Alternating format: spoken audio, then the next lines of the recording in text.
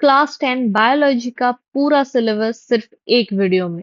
आज life process से लेकर एनवायरनमेंट तक सब कुछ फुल एनसीईआरटी रिवीजन बिना बोरिंग थ्योरी के।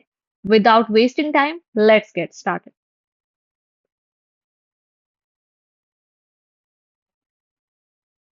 सबसे पहला चैप्टर है लाइफ प्रोसेसेस। लिविंग रहना है तो बॉडी को चार चीजें चाहिए: nutrition, respiration, transportation and excretion. Nutrition, autotrophic nutrition, plants food खुद बनाते हैं through a process called photosynthesis. इसके लिए रिक्वायरमेंट्स होती है sunlight, chlorophyll, carbon dioxide and water. Photosynthesis में पहले लाइट का एब्जॉर्प्शन होता है, फिर एनर्जी का कन्वर्जन होता है, वाटर स्प्लिटिंग होती है and at last glucose formation होता है। स्टोमाटा यहाँ पे गैसियस एक्सचेंज करता है एंड ट्रांसपिरेशन को कंट्रोल करता है। फिर है हेट्रोट्रॉपिक न्यूट्रिशन। इसके मोड्स होते हैं होलोजोइक, सैप्रोफाइटिक और पैरासाइटिक। नेक्स्ट आता है ह्यूमन डाइजेस्टिव सिस्टम। इसमें स्टेप्स होते हैं ingestion, digestion, absorption, assimilation and egestion. इसे बहुत अच्छे से याद कर लेना। ऑर्गन्स जो यहाँ पे इन्वॉल्व होते हैं: mouth, oesophagus, stomach, small intestine, liver, pancreas and large intestine. Next is respiration, breakdown of glucose to release energy. ये दो टाइप की होती है: aerobic and anaerobic. Respiratory pathways: nose, pharynx, larynx, trachea, bronchi, bronchioles and alveoli. Alveoli का special features होता है, यहाँ पे थीन वॉल्स होते हैं, large surface area and rich blood supply. Breathing mechanism: inhalation के दौरान रिब्स अपवर्ड मूव करती है एंड डायफ्रागम फ्लैट हो जाती है। एक्सलेशन के दौरान रिब्स डाउन मूव करती है एंड डायफ्रागम डोम शेप की हो जाती है। Next is transportation. यहाँ पे हार्ट के 4 चेम्बर्स होते हैं। ये डबल सर्कुलेशन करते हैं एंड ब्लड के मिक्सिंग को प्रिवेंट करते हैं। ब्लड के components: RBC, WBC, platelets and plasma. Blood vessels के types: arteries, veins and capillaries. Next is transportation in plants. यहाँ पे जाइलम वाटर को ट्रांसपोर्ट करती है एंड फ्लोएम फूड को ट्रांसपोर्ट करती है। Next is excretion. ऑर्गन्स जो यहाँ पे इन्वॉल्व होते हैं: kidney, ureter, urinary bladder and urethra. Nephron kidney का फंक्शनल यूनिट होता है और ये बहुत ज्यादा इंपॉर्टेंट है। इसके पार्ट्स होते हैं glomerulus, Bowman's capsule and tubules. Urine formation के स्टेप्स: पहले फिल्टरेशन, फिर reabsorption and then secretion. Plants excrete करती है स्टोमेटा के थ्रू। एक्सेस वाटर को ट्रांसपिरेशन के थ्रू रिलीज कर दिया जाता है एंड बाकी जो वेस्ट्स होते हैं उन्हें लीव्स में, बार्क्स में एंड रेजिन्स में स्टोर कर दिया जाता है। लाइफ प्रोसेसेस सरवाइव करने का सिस्टम है: फूड लो, एनर्जी बनाओ, ट्रांसपोर्ट करो एंड वेस्ट को हटाओ।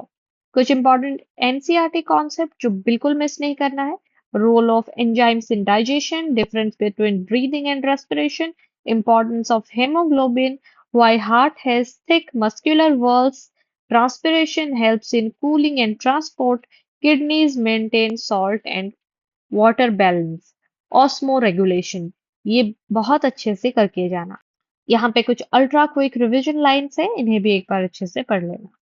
Next is how do organisms reproduce. यहाँ से रिप्रोडक्शन इंपॉर्टेंट क्यों है? Types of reproduction: asexual reproduction जिसमें सिंगल पेरेंट ऑफस्प्रिंग्स प्रोड्यूस करते हैं जो कि आइडेंटिकल या फिर क्लोन्स होते हैं। मेथड्स क्या होता है? Fission, budding, fragmentation, regeneration, spore formation, vegetative propagation. Advantage क्या होता है? ये प्रोसेस रिप्रोडक्शन का बहुत ज्यादा फास्ट होता है, लेकिन डिसएडवांटेज ये होती है कि यहाँ पे हमें कोई वेरिएशन देखने को नहीं मिलता है।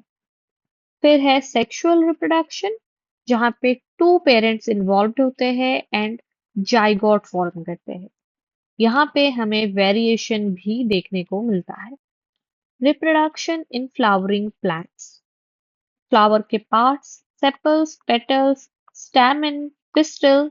पॉलिनेशन ये 2 टाइप का होता है: self pollination and cross pollination. फिर है फर्टिलाइजेशन, जहाँ पे ओव्यूल सीड बनता है एंड ओवरी फ्रूट बनता है। उसके बाद है human reproductive system. Male reproductive system के parts: testis, scrotum, vas deferens, urethra and penis. Sperm का स्ट्रक्चर: स्पर्म का एक हेड होता है, एक मिडिल पीस एंड एक टेल। फीमेल रिप्रोडक्टिव सिस्टम, इसके पार्ट्स होते हैं ovaries, fallopian tubes, uterus, cervix and vagina. Menstrual cycle, ये 28 डेज का होता है अप्रोक्सीमेटली। एग ओवरी में मेच्योर होने के बाद रिलीज हो जाता है, जिसके बाद यूटरस की लाइनिंग थिकन हो जाती है। इफ फर्टिलाइजेशन नहीं होता है तो ये लाइनिंग शेड होती है, जिसे हम मेंस्ट्रुएशन कहते हैं। फर्टिलाइजेशन फैलोपियन ट्यूब में होता है। प्लेसेंटा एम्ब्रियो को न्यूट्रिशन, ऑक्सीजन एंड उसका वेस्ट रिमूवल करता है। रिप्रोडक्टिव हेल्थ, एडोलसेंस के दौरान हार्मोनल चेंज होते हैं, सेकेंडरी सेक्सुअल कैरेक्टर्स डेवलप होते हैं। कॉन्ट्रासेप्शन मेथड्स: मैकेनिकल में कॉन्डम, कॉपर टी, केमिकल में ओरल पिल्स, सर्जिकल में वैसेक्टोमी एंड ट्यूबेक्टोमी। ये सब अनवांटेड प्रेगनेंसी एंड एसटीडी को प्रिवेंट करने के लिए किया जाता है। एसटीडीज क्या होते हैं? जैसे एचआईवी, सिफिलिस, गोनोरिया, और इन्हें प्रिवेंट करने के लिए सेफ प्रैक्टिस अडॉप्ट करने होते हैं, हाइजीन मेंटेन करना होता है एंड हर तरफ अवेयरनेस स्प्रेड करना है। Important NCERT points: DNA कॉपिंग reproduction के लिए बहुत ज्यादा एसेंशियल है। वेरिएशन आता है जब डीएनए कॉपिंग के दौरान कुछ एरर्स हो जाते हैं। बाइनरी फिशन ओरिएंटेशन हर ऑर्गेनिज्म में डिफरेंट होता है। Pollination is not equal to fertilization. Placenta mother and foetus को कनेक्ट करता है विदाउट मिक्सिंग देयर ब्लड्स। यहाँ पे कुछ अल्ट्रा क्विक रिवीजन लाइंस है, इन्हें भी अच्छे से देख लेना। Next is control and coordination. Body का remote control nervous system and hormones होते हैं। प्लांट्स के मूवमेंट: प्लांट्स स्टिमुलस को रेस्पॉन्ड करती है, पर उनके पास नर्व्स नहीं होती। टॉपिक: मूवमेंट्स कितनी तरह की होती है? Phototropism, geotropism, hydrotropism, thigmotropism and chemotropism. ये सारे plant hormones like auxin control करती है। प्लांट के hormones: auxin, gibberellins, cytokinin, abscisic acid and ethylene. Next is nervous system in animals.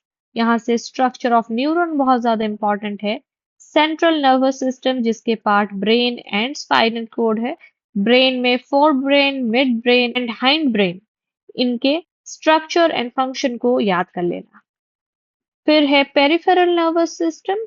इसमें वो नर्व्स होते हैं जो central nervous system and body parts को कनेक्ट करते हैं।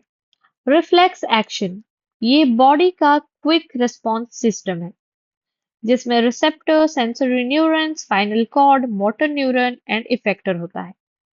ह्यूमन बॉडी का एंडोक्राइन सिस्टम और major endocrine glands and hormones: pituitary gland, thyroid gland, pancreas, adrenal and sex glands. ये ग्लैंड्स कौन से हॉर्मोन्स प्रोड्यूस करते हैं एंड इनका यूज कहाँ पे होता है, इसे बहुत अच्छे से याद कर लेना। Nervous control versus hormonal control, ये एग्जाम में डिफरेंस आता है।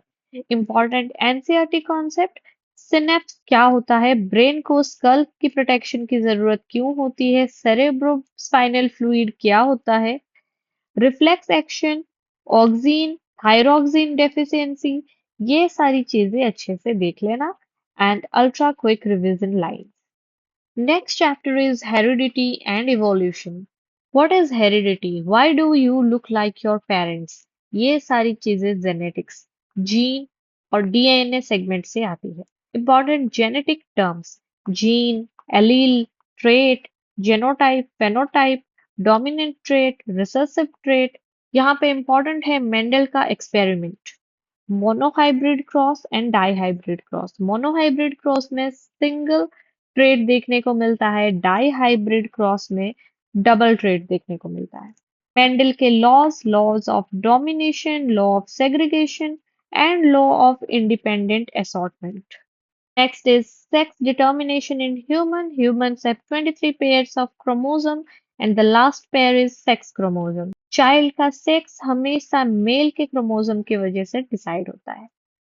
Evolution: sources of variation, DNA कॉपिंग के दौरान एरर होता है एंड उससे वेरिएशन देखने को मिलता है। ये सिर्फ सेक्सुअल रिप्रोडक्शन पॉसिबल है। यहाँ से inherited trait and acquired trait का डिफरेंस आता है। Important NCERT points. Dominant trait F1 generation में क्यों दिखता है? रिसेसिव ट्रेट F2 जनरेशन में रीअपियर क्यों होता है? सेक्स डिटर्मिनेशन फादर के क्रोमोसोम पे डिपेंड करता है। Evolution does not always means progress.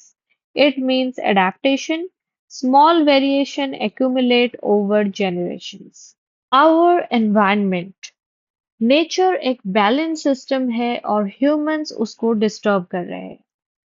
Environment पे दो कंपोनेंट्स होते हैं, biotic and abiotic.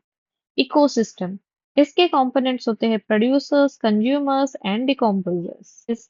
Food chain, transfer of energy from one organism to another. इसके टाइप्स होते हैं grazing food chain and detritus food chain. फिर है फूड वेब, ये इंटरकनेक्टेड फूड चेन्स होती है।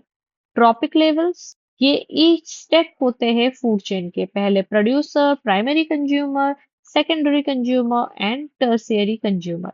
Energy decreases at each level. 10% law. 10% of energy passes to next trophic level, rest lost as heat, movement, and metabolism. Ecological pyramids. Pyramid of energy, pyramid of biomass, and pyramid of numbers. Biological magnification. Increase in concentration of harmful chemicals along food chain. Waste management and environment. Waste दो तरह के होते हैं, biodegradable and non-biodegradable. Ozone layer and उसका depletion mainly CFCs की वजह से हो रहा है। Important NCERT points. Energy flow unidirectional होता है, decomposers recycle nutrients back to soil. Food web increases ecosystem stability. Non biodegradable substances accumulate in environment. Ozone layer acts as a protective shield. ये कुछ अल्ट्रा क्विक रिवीजन लाइन्स है, इन्हें भी अच्छे से याद कर लेना। अब एनसीईआरटी बायोलॉजी का कोई भी चैप्टर टफ नहीं लगेगा। लाइफ प्रोसेसेस से एनवायरनमेंट तक सब एक फ्लो में रिवाइज हो गया। अगर आपको ये वीडियो हेल्पफुल लगी हो तो इसे सेव कर लो, शेयर करो और सब्सक्राइब करो to Ace My Grade. Exam से पहले एक बार जरूर से रिवाइज कर लेना। मिलती हूँ आपसे नेक्स्ट वीडियो के साथ।